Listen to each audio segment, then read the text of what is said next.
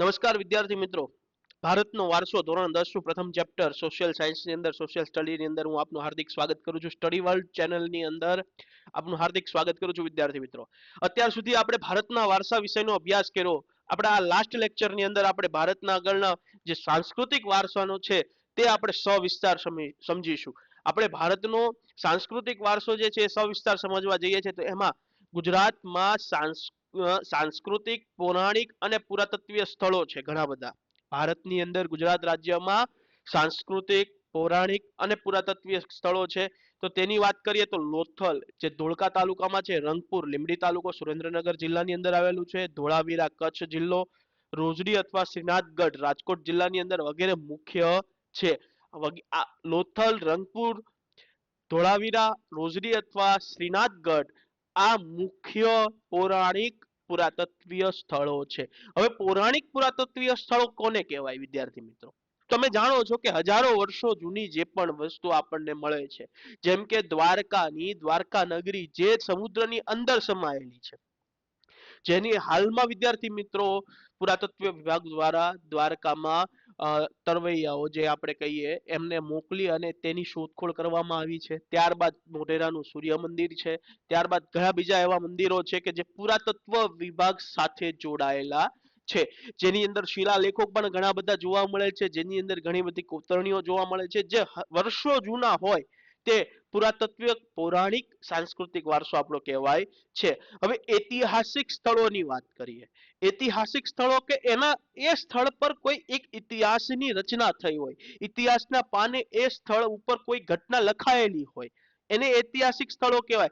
વડનગરનું પ્રખ્યાત કીર્તિ તોરણ ક્યાંનું વિદ્યાર્થી મિત્રો? વડનગરનું પ્રખ્યાત કીર્તિ તોરણ જુનાગઢમાં આવેલો સમ્રાટ અશોકનો શિલાલેખ, મોઢેરાનું સૂર્ય મંદિર, ચાંપાનેરનો કિલ્લો અને દરવાજાઓ, સિદ્ધપુરનો રુદ્રમહાલય, વિરમગામનું મનુસર તળાવ, અમદાવાદની જામા મસ્જિદ, ઝુલતા મિનારો, સીદી સૈયદની જાળી, હઠીસિંગના જૈન દેરા, સરખેજનો રોજા, રાણી સિપ્રીની મસ્જિદ, નગીનાવાડી વગેરે, પાટણનું સહસ્ત્રલિંગ તળાવ, રાણકી વાવ, વડોદરાનો રાજમહેલ, જુનાગઢનો મોહબ્બત ખાનાનો મકબરો, નવસારીની પારસી અગિયારી વગેરે ગુજરાતના ઐતિહાસિક સ્થળો છે.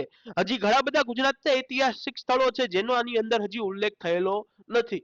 આમાં આપણે જે ચર્ચા કરીએ છીએ વિદ્યાર્થી મિત્રો, વડનગરનું કીર્તિ તોરણ હોય, જુનાગઢનો સમ્રાટ અશોકનો શિલાલેખ હોય, ચાંપાનેરનો કિલ્લો હોય કે દરવાજા હોય, સૂર્ય મંદિર હોય, સહસ્ત્રલિંગ તળાવ પાટણનું હોય, નગીનાવાડી છે, સદી સૈયદની જાળી હોય અમદાવાદની, અથવા મોહબ્બત ખાનાનો મકબરો હોય વગેરે ઐતિહાસિક સ્થળોની આમાં આપણે ચર્ચા કરીએ છીએ. ઐતિહાસિક સ્થળો ક્યારે? તો જ્યારે એની ઉપર કોઈ ઇતિહાસની રચના થઈ હોય, આ ઐતિહાસિક સ્થળો વિશે આપણે ચર્ચા કરીએ. હવે આગળ વાત કરીએ વિદ્યાર્થી મિત્રો તો ધાર્મિક સ્થળો જેની અંદર મંદિરો મસ્જિદો આવે તો દ્વારકામાં દ્વારકાધીશનું મંદિર, જગતગુરુ શંકરાચાર્યની શારદા પીઠ. જોજો વિદ્યાર્થી મિત્રો, દ્વારકાનું દ્વારકાધીશનું મંદિર, જગતગુરુ શંકરાચાર્યની શારદા પીઠ, 12 જ્યોતિર્લિંગ પૈકીનું એક જ્યોતિર્લિંગ એટલે કે સોમનાથ મંદિર, સોમનાથ મહાદેવ. ઉત્તર ગુજરાતમાં અંબાજી બનાસકાંઠા જિલ્લામાં આવેલું અંબાજીમાનું મંદિર, બહુચરાજી મહેસાણા જિલ્લામાં, મહાકાળીનું મંદિર પાવાગઢ પંચમહાલ જિલ્લો, મીરા દાતારા ઉનાવ પાટણ જિલ્લો, જૈન તીર્થ પાલીતાણા ભાવનગર જિલ્લો, રણછોડજીનું મંદિર ડાકોર ખેડા જિલ્લો, શામળાજી અરવલ્લી જિલ્લો વગેરે ગુજરાતના ધાર્મિક મહત્વ ધરાવતા તીર્થ સ્થાનો છે. આપણે જાણીએ છીએ વિદ્યાર્થી મિત્રો અનેક ધાર્મિક મહત્વ ધરાવતા તીર્થ સ્થાનોની અંદર સમાવેશ થતો હોય છે.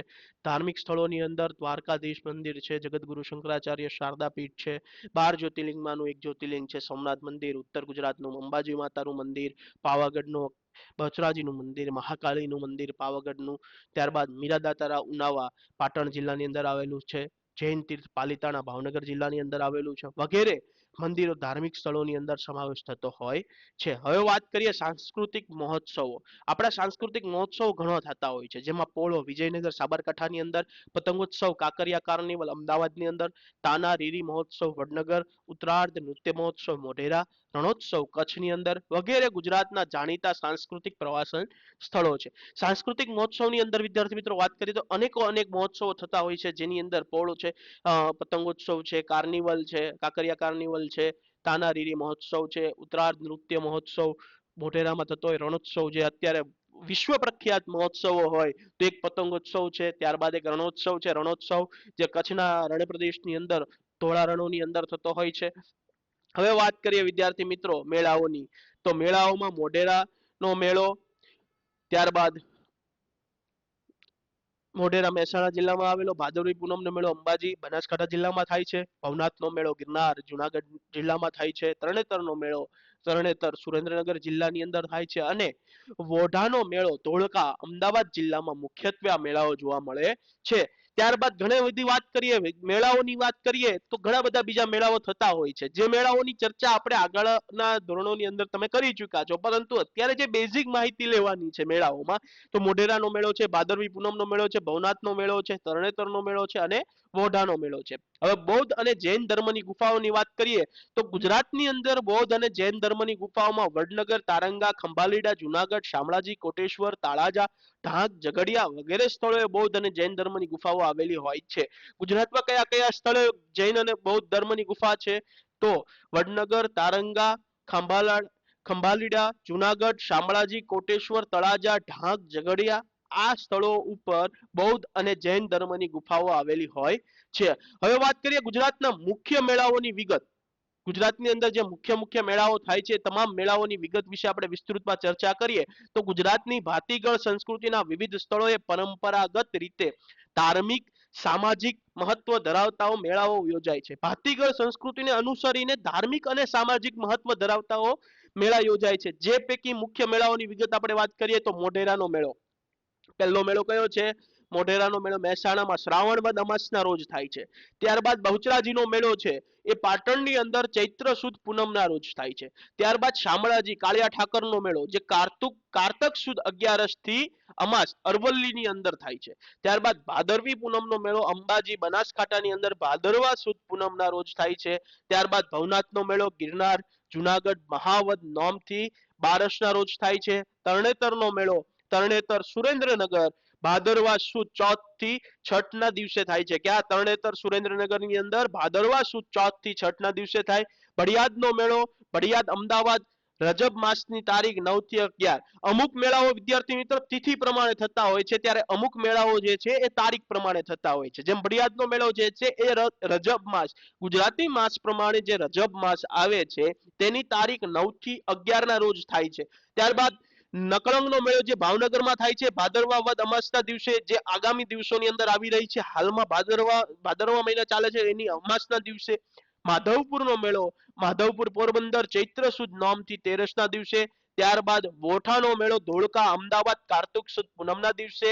મીરાદાતારાનો મેળો ઉનાવ ઊંઝા રજબ માસની તારીખ 16 થી 22. જો આ બીજો મેળો આવ્યો ભડિયાદનો મેળો રજબ માસની તારીખ 9 થી 11, ઉનાવ ઊંઝા રજબ માસની તારીખ 16 થી 22. વિદ્યાર્થી મિત્રો ખાસ યાદ રાખજો, એમસીક્યુ ની અંદર આ પ્રશ્ન તમને પૂછાઈ શકે છે કે મીરાદાતારનો મેળો અને ભડિયાદનો મેળો કઈ તારીખે થાય છે?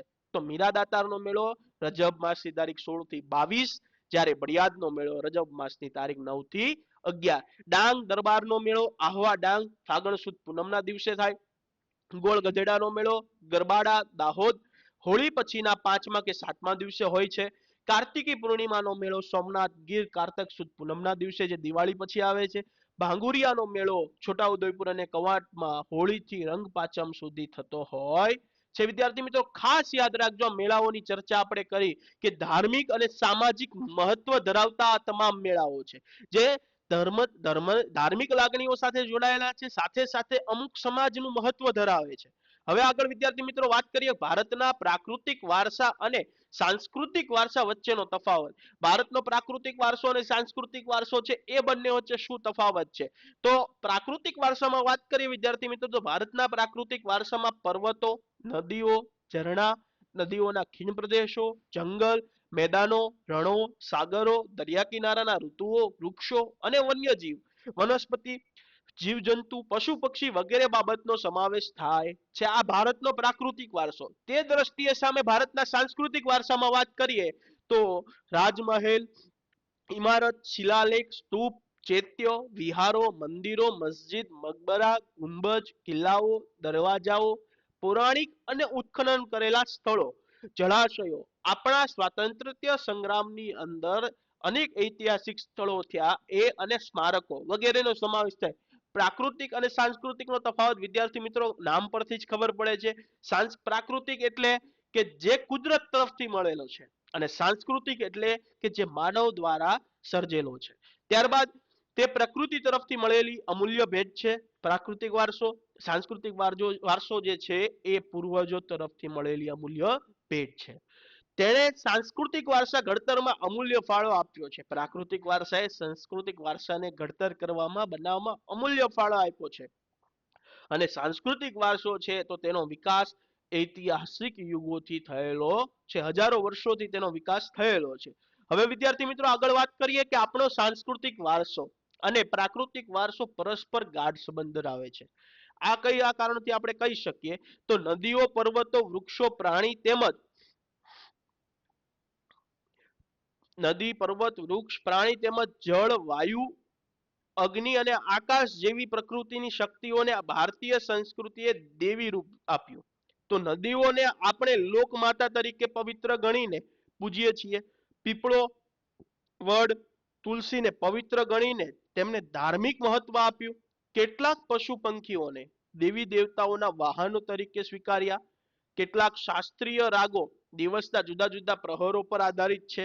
તો આયુર્વેદ યુનાની ચિકિત્સા પદ્ધતિ અને નેચરોપેથી સંપૂર્ણપણે સંસ્કૃતિ પર જ આધારિત છે.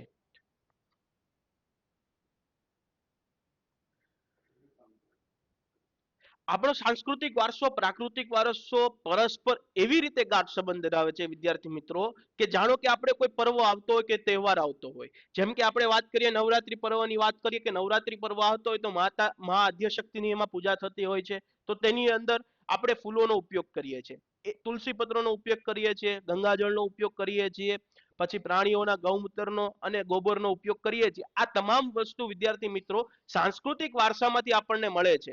સાંસ્કૃતિક વારસામાંથી આપણે પ્રાકૃતિક વારસાની અંદર આપણે ગાઢ સંબંધ ધરાવીએ છીએ. હવે વાત કરીએ વિદ્યાર્થી મિત્રો આયુર્વેદ સંસ્થાનની. તો આયુર્વેદની અંદર યુનાની ચિકિત્સા પદ્ધતિ અને નેચરોપેથી સંપૂર્ણપણે પ્રકૃતિ ઉપર આધારિત છે, જેની અંદર તમને પ્રકૃતિ દ્વારા અમુક વનસ્પતિઓના પાંદડા છે, અમુક વનસ્પતિઓના બીજ છે, અમુક વનસ્પતિઓના છોડની છાલ છે કે તેની વાત કરીએ આપણે કે વૃક્ષોની છાલ છે, એનો ઉપયોગ થાય છે જે ચિકિત્સા નિદાનની અંદર ઉપયોગ થતો હોય છે. હવે આગળ વાત કરીએ વિદ્યાર્થી મિત્રો આપણે તો પ્રાચીન પ્રજા તરીકે નેચિટો હબસી પ્રજા.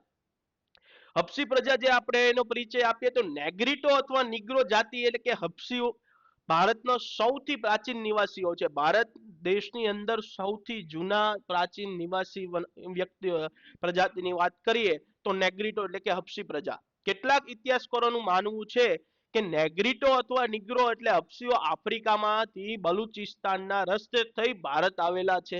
હબસીઓ ક્યાંથી આવ્યા છે તો આફ્રિકાથી છે. આફ્રિકાથી કયા રસ્તે થઈ? બલુચિસ્તાનના રસ્તે થઈ અને ભારતની અંદર આવી વસવાટ કર્યો છે. તેઓ રંગે શ્યામ એટલે કે કાળા હતા, 4 થી 5 ફૂટ ઊંચાઈ ધરાવતા હતા, માથે વાકડિયા વાળ ધરાવતા હતા. આ હબસી પ્રજાની ઓળખાણ છે. હવે વાત કરીએ વિદ્યાર્થી મિત્રો દ્રવિડ સંસ્કૃતિની વિગત આપીએ કે ભારતીય સંસ્કૃતિનો મૂળ જે કહેવાય કે એ દ્રવિડ પ્રજા, દ્રવિડ સંસ્કૃતિ જે સિંધુ નદીના કિનારાના પ્રદેશો પર વિકસિત પામી. દ્રવિડ જે છે એ મૂળ ભારતના હતા. તેઓ સિંધુ ખીણની સંસ્કૃતિના સર્જકો અને પાષાણ યુગની સંસ્કૃતિના સીધા વારસદાર મનાય છે. દ્રવિડો જે છે એ ભારતના મૂળ વતની હતા અને સિંધુ ખીણની જે સંસ્કૃતિ છે એના સર્જકો એટલે કે એ સંસ્કૃતિના નિર્માતા હતા અને પાષાણ યુગથી જે સંસ્કૃતિ ચાલી આવે છે એના સીધા વારસદાર. તેઓએ માતા રૂપે દેવી એટલે પાર્વતી અને પિતૃ રૂપે પરમાત્મા એટલે શિવની પૂજાની સમજ આપી. દ્રવિડો દ્વારા માતા રૂપે દેવી એટલે પાર્વતી અને પિતૃ રૂપે પરમાત્મા એટલે શિવની પૂજાની સમજ આપી. કોણે આપી? દ્રવિડોએ. પ્રકૃતિ પ્રજા એ પ્રકૃતિ પૂજા, પ્રાણીઓની પૂજા તેમજ ધૂપ દીપ આરતી વગેરેની પૂજા કરવાનું રીત પણ વિકસાવી. તેઓ માતૃમૂલક એટલે કે માતૃ પ્રધાન કુટુંબ પ્રથા ધરાવતા હતા. તેઓને આકાશી ગ્રહો, હોળી, તરાપા, કાંતવું, વણવું, રંગવું વગેરેની જાણકારી હતી. જે કલાઓની જાણકારી હતી એ દ્રવિડો પાસે હતી. ઉત્તર ભારતમાં આર્યોના આગમન પછી દ્રવિડો દક્ષિણ ભારતમાં સ્થાયી થયા. ઉત્તર ભારતની અંદર જ્યારે જ્યારે આર્યોનું આગમન થયું ત્યારબાદ પછી દ્રવિડો ત્યાંથી કઈ જગ્યાએ ગયા તો દક્ષિણ ભારતની અંદર સ્થાયી થયા. દ્રવિડ કુળની તમિલ, તેલુગુ, કન્નડ, મલયાલમ વગેરે ભાષાઓ બોલાતા લોકો દ્રવિડો દક્ષિણ ભારતમાં જોવા મળે છે. હાલમાં તમે દક્ષિણ ભારત જાઓ તો દક્ષિણ ભારતની અંદર તમને તરાપા વધારે જોવા મળશે. ત્યારબાદ તમને વણાટકામ વાળી વસ્તુ ત્યાં સૌથી વધારે જોવા મળશે. ત્યારબાદ વાત કરીએ કે રંગવું તો રંગકામ વાળી હાલમાં પણ દક્ષિણ ભારતની અંદર દરરોજમાં લોકો તેના ઘરની બહાર અને ઉદ્યોગોની બહાર રંગકામ કરી અને એક રંગોળી દોરે છે. એવું માને છે કે ભગવાન દરરોજ સવારમાં આપણે દુકાન પર આવે છે, આપણા ધંધા પર આપણા ઘર પર આગમન કરે છે તો આપણે તેમનું સ્વાગત કરીએ. એટલે હાલમાં પણ રંગકામ કરે છે લોકો સવારમાં દરરોજ અને પૂજા કરે છે. હવે આગળ વાત કરીએ પ્રાચીન પ્રજા તરીકે મોંગોલોઇડ એટલે કે મોંગોલોઇડ પ્રજાનો પરિચય. તો આ પ્રજા ઉત્તર પશ્ચિમ ચીનમાંથી તિબેટ થઈ ભારતમાં આવી. આ પ્રજા ક્યાં થઈને ભારતમાં આવી? ચીન થઈ તિબેટ ગયા, તિબેટ થઈ અને ભારતમાં આ પ્રજા આવી. તેમણે ઉત્તર આસામ, સિક્કિમ, ભૂતાન, પૂર્વ બંગાળ વગેરેમાં વસવાટ કર્યો. તેમણે વસવાટ ક્યાં કર્યો? તો એક તો ઉત્તર આસામમાં, સિક્કિમમાં, ભૂતાનમાં અને પૂર્વ બંગાળ. સમય જતા તેનું ભારતીયકરણ થયું. સમય પસાર થતા અને ભારતમાં તેને જોડાણા એટલે ભારતની જ પ્રજા થઈ ગઈ. પીળો વર્ણ, ચપટો ચહેરો, ઉપસેલા ગાલ, બદામ આકારની આંખો, ચપટું નાક વગેરે તેની શારીરિક વિશેષતા હતી. મોંગોલોઇડ લોકો પીળા વર્ણ હોવાથી તે કિરાત તરીકે પણ ઓળખાતા હતા. હવે પ્રાચીન પ્રજા તરીકે ઓસ્ટ્રેલોઇડ. ઓસ્ટ્રેલોઇડ એટલે કે નિષાદ પ્રજા. નિષાદ પ્રજાનો પરિચય આપું તો આ પ્રજા અગ્નિ એશિયામાંથી આવેલી. શ્યામ રંગ, લાંબુ અને પહોળું માથું, ટૂંકું કદ, ચપટું નાક તેમની શારીરિક વિશેષતાઓ હતી. ભારતમાં આવેલા આર્યો તેને નિષાદ કહેતા હતા. ભારતમાં જે પાછળથી આર્યોની પ્રજા આવી એ આર્યોની પ્રજા એ ઓસ્ટ્રેલિયડ પ્રજાને શું કહેતા હતા? નિષાદ કહેતા હતા. ભારતની કોલ અને મુંડા જાતિમાં અસમની ખાસી પ્રજા, નિકોબાર અને બ્રહદેશ હાલનું જે મ્યાનમાર છે ત્યાં જાતિઓમાં આ પ્રજામાં મોટા લક્ષણો જોવા મળે છે. માટીના વાસણો બનાવવા, ખેતી કામ કરવું, સુતરાઉ કાપડનું વણાટકામ કરવું વગેરે કૌશલ્ય તેમજ કેટલીક ધાર્મિક માન્યતાઓ ધરાવતા હતા. આ પ્રજા છે એની પાસે અમુક ધાર્મિક માન્યતાઓ સાથે ઘણા કૌશલ્ય જેમ કે માટીના વાસણ બનાવવા અલગ અલગ પ્રકારના, સાથે ખેતી કામ કરવું, સાથે જ સુતરાઉ કાપડનું વણાટકામ કરવું. હવે પ્રાચીન પ્રજા તરીકે આર્યો જે ભારતને પોતાનું કાર્ય પ્રદેશ ગણતા હતા એવા આર્યોનો પરિચય આપું તો તેઓ આર્ય સંસ્કૃતિ અને સભ્યતાના નિર્માતા હતા. પ્રાચીન કાળમાં હિન્દુઓ આર્ય કહેવાતા હતા. તમે ઘણી બધી પૌરાણિક કથાઓની અંદર આર્યવ્રત નામક સાંભળ્યું છે, જે ભારત દેશને આર્યવ્રત તરીકે ઉલ્લેખ થયેલો છે. એટલે પ્રાચીન કાળની અંદર હિન્દુઓ છે તમામ શું કહેવાતા હતા? આર્ય કહેવાતા હતા. હવે તેઓ અન્ય સમકાલીન પ્રજા કરતા વધુ વિકસિત હતા. અન્ય બીજી પ્રજા છે એના કરતા તેઓ વધારે વિકસિત હતા. તેમણે ભારતની અન્ય પ્રજાની સંસ્કૃતિઓમાં ઉમદા તત્વો અપનાવી અનેક સમન્વયકારી સંસ્કૃતિનું સર્જન કર્યું. હવે પછી આર્યોએ શું કાર્ય કર્યું કે સમગ્ર ભારતની અંદર દરેક લોકોની જે પણ કહેવાય કે સંસ્કૃતિ હતી એને ભેગી કરી અને એક સંસ્કૃતિનું શું કર્યું? નિર્માણ કર્યું, જે આર્ય સંસ્કૃતિ તરીકે વિકસિત થઈ. હવે તેઓ વૃક્ષો, નદી, પર્વત, સૂર્ય, વાયુ, વરસાદ વગેરેની પૂજા આરાધના કરતા. તેમણે પ્રકૃતિના તત્વોની સ્તુતિઓની રચના ક્યાંથી થઈ? આર્યોથી શરૂઆત થઈ. સમય જતા તેમાંથી યજ્ઞ યાગાદી ધાર્મિક ક્રિયાઓ ભારતમાં શરૂ થઈ હતી. આર્યોની મુખ્ય વસ્તીવાળા પ્રદેશને આર્યવર્ત નામ અપાયું. આર્યોની સૌથી વધારે જ્યાં વસ્તી હતી તેને શું નામ અપાયું? આર્યવર્ત. આર્યો શરૂઆતમાં વાયવ્ય ભારતમાં રહેતા હતા. ત્યાં 7 મોટી નદીઓ વહેતી હતી, જે તે પ્રદેશને સપ્ત સિંધુ નામ આપવામાં આવ્યું. આર્ય રાજા ભરત કે ભરત જાતિના નામ પરથી આપણા દેશને ભરત ભૂમિ, ભરત ખંડ, ભારત વર્ષ કે ભારત જેવા નામોથી ઓળખવામાં આવે છે. હવે વાત કરીએ પ્રાચીન પ્રજા તરીકે અલ્પાઇન, ડિનારિક અને આર્મોનોઇડ. આ જે 3 પ્રજાતિ છે એ 3 પ્રજાતિમાં બહુ કોમન હતું, ખાસ સમાનતા જોવા મળતી હતી કે આ પ્રજા મધ્ય એશિયામાંથી ભારતમાં આવી. ત્રણેય જાતિઓ સમાન શારીરિક લક્ષણો ધરાવતી હતી અને આ પ્રજાઓ ગુજરાત, સૌરાષ્ટ્ર, મહારાષ્ટ્ર, બંગાળ, ઓરિસ્સા વગેરે પ્રદેશોમાં વ્યાપક પ્રમાણમાં જોવા મળે છે. હવે વાત કરીએ પ્રાચીન ભારતમાં આવેલી પ્રજાનું ભારતીયકરણ કેવી રીતે થયું. હવે જે પ્રાચીન સમયની અંદર ભારતની અંદર જે પણ પ્રજાઓ આવી એ પ્રજાને ભારતીયકરણ ભારતમાં કઈ રીતે જોડાણા? તો ભારતમાં આવેલી વિવિધ પ્રજાઓની સંસ્કૃતિના વિશિષ્ટ તત્વો અપનાવી લઈને એક સમન્વય સંસ્કૃતિનું શું કર્યું, સર્જન કર્યું. હવે સમયાંતરે ભારતમાં આવેલી વસેલી આ બધી જાતિઓ વચ્ચે લગ્ન સંબંધો દ્વારા પ્રજાઓનું શું થયું, સંમિશ્રણ થતું ગયું. બધાની એક વિશિષ્ટ રહેણી કહેણી, અનેક ભાષાઓ, વિચારો, ધાર્મિક માન્યતાઓ પણ સમન્વય થતો ગયો. હવે આમ પ્રારંભ કાળથી જ આપણા દેશમાં એક સમન્વયકારી સંસ્કૃતિનું શું કર્યું, નિર્માણ થયું, જેણે ભારતની ભવ્ય અને સમૃદ્ધ વારસાનો શું આપ્યો, રચના આપી. હવે વાત કરીએ કે વિદ્યાર્થી મિત્રો, ભારતમાં ભાતીગળ સંસ્કૃતિનો વિકાસ થયો. આ પ્રજા પરસ્પર એટલી ભળી ગઈ કે તેમનું કોઈ સ્વતંત્ર અસ્તિત્વ જ રહ્યું નહીં, એટલે તેમનું શું થઈ ગયું, ભારતીયકરણ.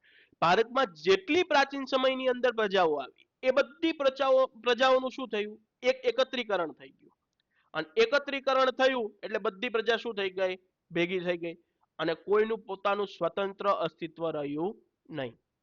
હવે વિદ્યાર્થી મિત્રો વાત કરીએ ભારતીય વારસામાં જતન અને સંરક્ષણ અંગે આપણી બંધારણીય ફરજો. તો ભારતીય વારસાની અંદર વારસાનું જતન કરવું અને વારસાનું સંરક્ષણ કરવું, એનું રક્ષણ કરવું એ દરેક ભારતીય નાગરિકની ફરજ છે. આપણા બંધારણના અનુચ્છેદ 51 માં ભારતના નાગરિકની મૂળભૂત ફરજો દર્શાવી છે, જેમાં 6 એટલે કે 6, 7 અને 9 માં ભારતના ભવ્ય સાંસ્કૃતિક વારસાના જતન માટેની અમુક ફરજો દર્શાવવામાં આવી છે, જે નીચે મુજબ છે. જેમ કે આપણી સમન્વય પામેલી સંસ્કૃતિના સમૃદ્ધ વારસાનું મૂલ્ય સમજીને તેની જાળવણી કરવી, દેશના જંગલો, તળાવો, નદીઓ, સરોવરો તેમજ વન્ય પશુઓનું સંરક્ષણ કરવું, પક્ષીઓ સહિત કુદરતી પર્યાવરણનું જતન અને સંવર્ધન કરવું, બધા જીવો પ્રત્યે દયા દાખવવી અને દેશની જાહેર મિલકતનું રક્ષણ કરવું.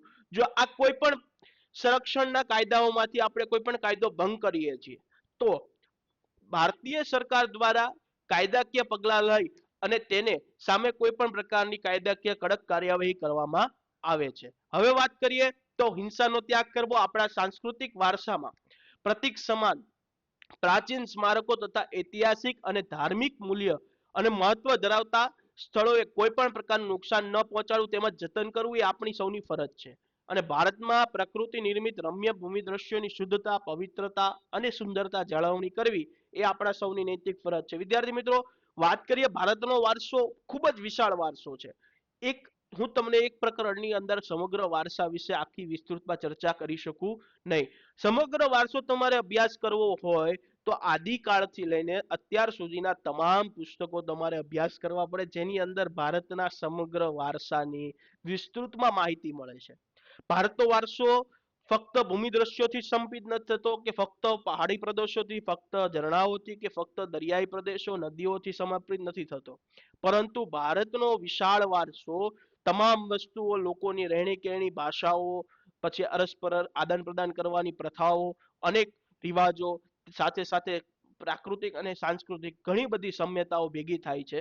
આ સમગ્ર ભારતના વારસા વિશે વિસ્તૃતમાં ફરી વખત ક્યારેક આપણે ચર્ચા કરીશું. વિદ્યાર્થી મિત્રો, આગામી સમયની અંદર આવનાર લેક્ચરમાં ભારતના વારસાના અમુક મુખ્ય અને જરૂરી એવા સવાલો પર આપણે ચર્ચા કરીશું. ત્યાં સુધી વિદ્યાર્થી મિત્રો, તમારા મિત્ર વર્તુળની અંદર, તમારા પરિવારની અંદર કોઈ પણ વિદ્યાર્થીઓ 8 થી 12 ની અંદર અથવા કોઈ કોમ્પિટિટિવ એક્ઝામ આપી રહ્યા હોય તો તેને આ ચેનલ ફોરવર્ડ કરો, સબસ્ક્રાઇબ કરાવો, શેર કરો, લાઈક કરાવો, અને બને ત્યાં સુધી તમારા અભ્યાસને સારામાં સારો રિઝલ્ટ લાવવા માટે જેટલી જરૂરિયાત પડે તેટલું આ વિડીયોને વારંવાર જુઓ. સાથે જ જો સમજ ન પડે તો અમારા સ્ટડી વર્લ્ડના હેલ્પલાઇન પર અથવા કોમેન્ટ ડેસ્કની અંદર મેસેજ કરો, જેથી અમારા જે શિક્ષકો છે તમારા